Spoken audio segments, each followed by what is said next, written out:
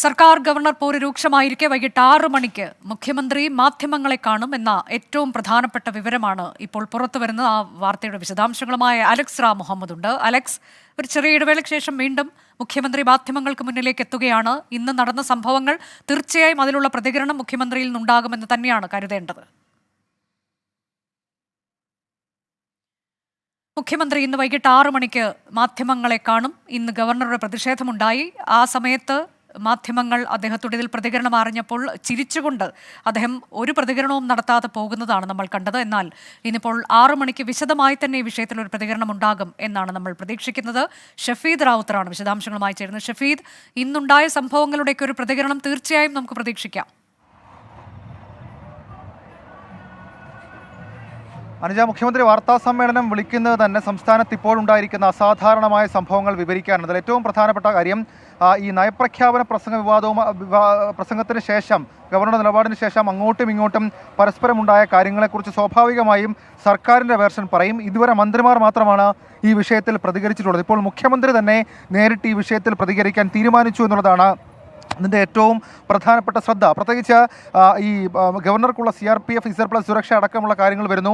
അതായത് സംസ്ഥാനത്ത് ഇതിനു മുൻപ് നമ്മൾ കണ്ടിട്ടില്ലാത്ത തരത്തിലേക്ക് സംസ്ഥാനത്തെ ഗവർണർക്ക് സുരക്ഷ ഒരുക്കാൻ കേരള പോലീസിന് മറികടന്നുകൊണ്ട്, കേരള പോലീസ് കൂടാതെ അല്ലെങ്കിൽ കേരള പോലീസിനെ ഒഴിവാക്കിക്കൊണ്ട് സ്വാഭാവികമായും CRPF ഒരു കേന്ദ്ര സംഘം എത്തുന്നു എന്നുള്ളത് സംസ്ഥാന സർക്കാരിനെ സംബന്ധിച്ച് വലിയ തിരിച്ചടിയാണ്. രാഷ്ട്രീയമായ തരത്തിലുള്ള വലിയ വിവാദങ്ങൾക്ക് വഴിവെക്കുകയും ചെയ്യും. ഈ സാഹചര്യത്തിൽ കൂടിയാണ് മുഖ്യമന്ത്രി പിണറായി വിജയൻ ഇന്ന് വൈകിട്ട് 6 മണിക്ക് മാധ്യമങ്ങളെ കാണാൻ ഒരുങ്ങുന്നതും. ഇന്ന് നടന്നതും ഇതിന് തൊട്ടുമുമ്പ് നടന്ന സംഭവങ്ങളെ ഒന്ന് വളരെ വേഗം പറഞ്ഞു കഴിഞ്ഞാൽ, ഈ സംഭവം കുറച്ചുകൂടി പ്രശ്നത്തിലേക്ക് പോകുന്നത് നയപ്രഖ്യാപന പ്രസംഗത്തിലെ ഗവർണറുടെ ചില നിലപാടുകൾ കാരണമാണ്. നമ്മൾ കണ്ടതാണ്, അവസാന ഭാഗം മാത്രം വായിച്ച് ഗവർണർ അക്കാര്യം നയപ്രഖ്യാപന പ്രസംഗം ഒരു ഭരണഘടനാ ബാധ്യതയെ മാത്രം നിറവേറ്റി നിയമസഭയിൽ നിന്ന് മടങ്ങി. പക്ഷേ അതിനുശേഷം നിലപാട് കടുപ്പിക്കേണ്ട, ഗവർണറെ കടന്നാക്രമിക്കേണ്ട നിലപാട് LDF എടുത്തു. തൊട്ടടുത്ത ദിവസം റിപ്പബ്ലിക് ദിന പരിപാടികൾ നടന്നു. ആ റിപ്പബ്ലിക് ദിന പരിപാടിയിൽ ഗവർണറും മുഖ്യമന്ത്രിയും ഗവർണറുടെ നിലപാട് സർക്കാരിനെ ചൊടിപ്പിച്ചു എന്നുള്ള കാര്യത്തിൽ തർക്കമില്ല. ഇതിന് പിന്നാലെയാണ് CPM സംസ്ഥാന സെക്രട്ടേറിയറ്റ് ചേരുകയും CPM സംസ്ഥാന സെക്രട്ടറി തന്നെ ഗവർണർക്ക് രൂക്ഷ വിമർശനവുമായി രംഗത്തെത്തുകയും ചെയ്തത്. അന്ന് വൈകിട്ട്, അതായത് ഇന്നലെ വൈകിട്ട് തന്നെ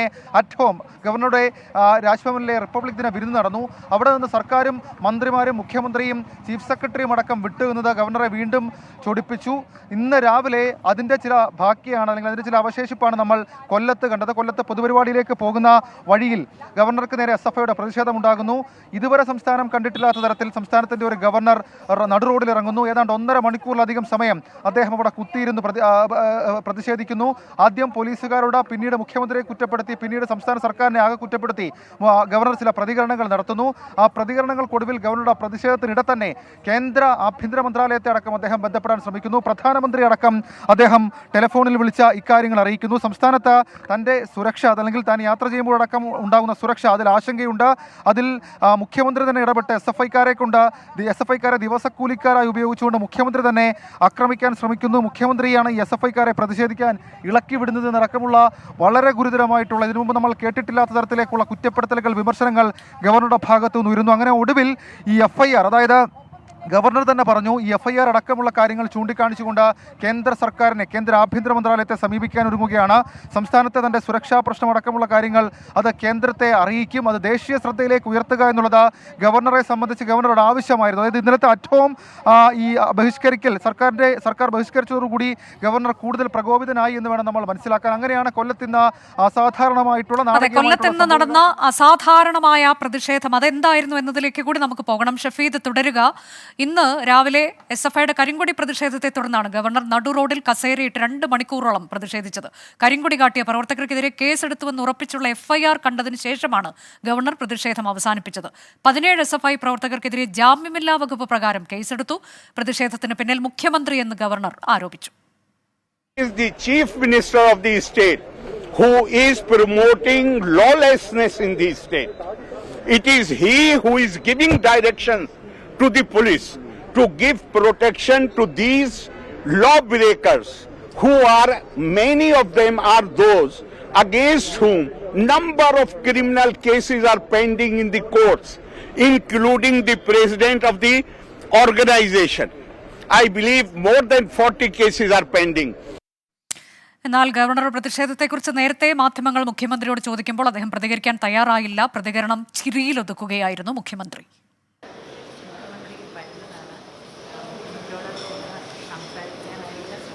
CM ഗവർണർ റോഡിലിരിക്കുകയാണ്.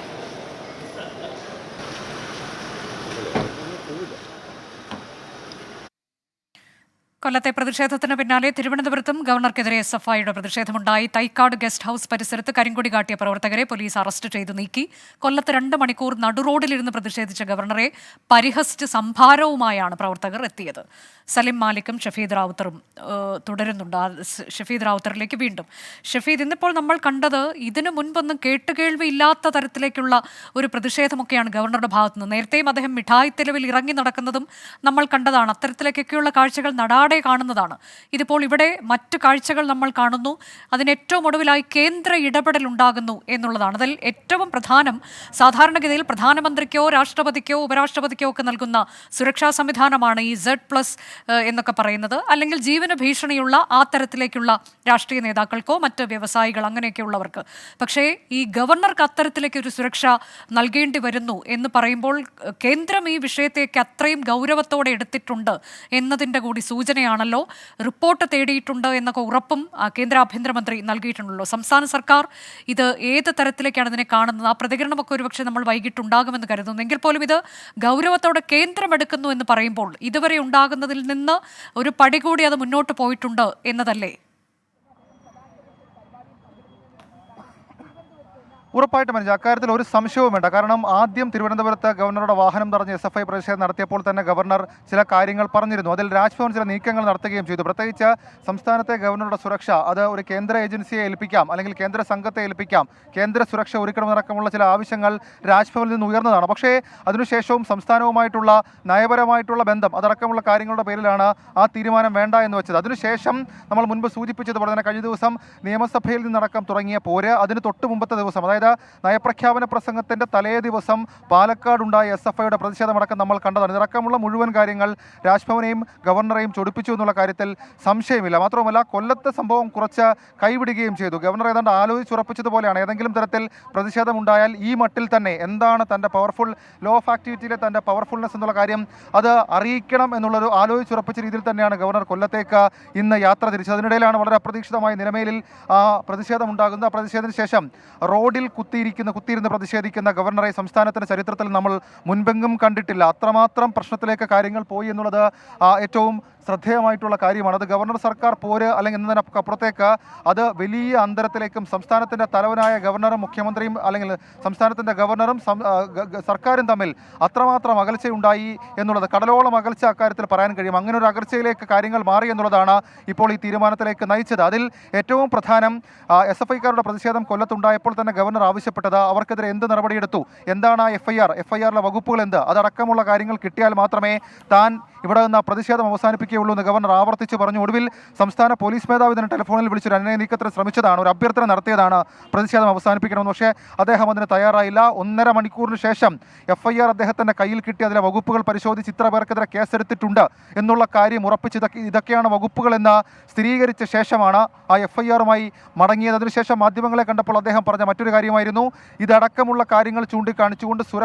സംസ്ഥാനത്ത് എനിക്ക് സുരക്ഷയില്ല എന്നുള്ള കാര്യം അത് കൃത്യമായി കേന്ദ്ര ആഭ്യന്തര മന്ത്രാലയത്തെ അറിയിക്കും, പ്രധാനമന്ത്രിയെ അറിയിക്കും, രാഷ്ട്രപതിയെ അറിയിക്കും എന്നുള്ള പ്രതികരണം കൂടി നടത്തിയ ശേഷമാണ് ഗവർണർ കൊല്ലത്ത് നിന്ന് മടങ്ങിയത്. അങ്ങനെ ഗവർണർ തലസ്ഥാനത്തേക്ക് തിരിച്ചെത്തും മുൻപ് തന്നെ കേന്ദ്രത്തിന്റെ പ്രതികരണം അദ്ദേഹം അറിയിക്കുകയും ചെയ്തു. പ്രധാനമന്ത്രിയുമായി ഒക്കെ അദ്ദേഹം സംസാരിക്കുകയുണ്ടായി എന്നുള്ളതാണ്. കൂടാതെ കേന്ദ്ര ആഭ്യന്തരമന്ത്രി ഈ വിഷയത്തിൽ എന്താണ് സംഭവിച്ചത് എന്നൊക്കെയുള്ള കാര്യങ്ങൾ ആരഞ്ഞു. അതിനുശേഷമാണ് ഇപ്പോൾ ഷഫീദ് സൂചിപ്പിച്ചതുപോലെ തന്നെ ഒരു ഇടപെടൽ ഉണ്ടാവുകയും Z+ CRPF സുരക്ഷ നൽകാനുള്ള തീരുമാനം കൈക്കൊള്ളുകയും ചെയ്തിട്ടുള്ളത് കേന്ദ്രം.